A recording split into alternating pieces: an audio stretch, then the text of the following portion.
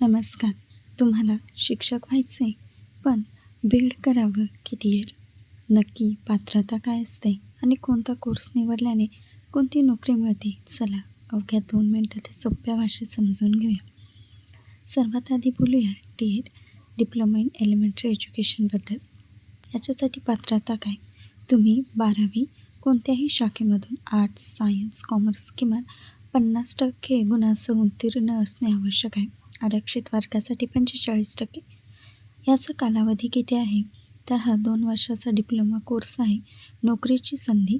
हा कोर्स केल्यानंतर तुम्ही इयत्ता 1ली ते 5वी प्राथमिक शाळेच्या विद्यार्थ्यांना शिकवण्यासाठी पात्र ठरता. पण यासाठी एक महत्त्वाची अट आहे. यासाठी तुम्हाला CTET पेपर 1 किंवा महाराष्ट्र शासनाची TET पेपर 1 पास असणे गरजेचे आहे.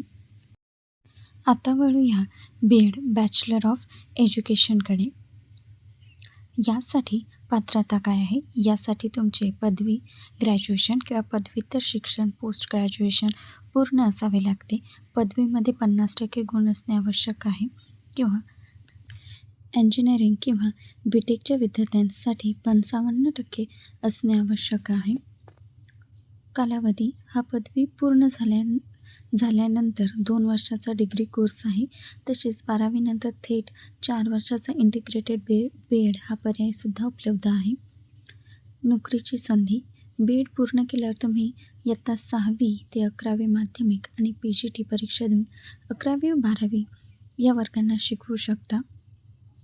यासाठी तुम्हाला CTET पेपर 2 किंवा महाराष्ट्र शासनाची TET पेपर 2 देणे आवश्यक आहे. त्यानंतर 11वी-12वीसाठी आणि 9वी-10वीसाठी CTET किंवा TET द्यावी लागत नाही, पण त्यासाठी टेट ही परीक्षा द्यावी लागते. इथे एक महत्त्वाचा खूप मोठा बदल आहे जो तुम्ही लक्षात घेतला पाहिजे.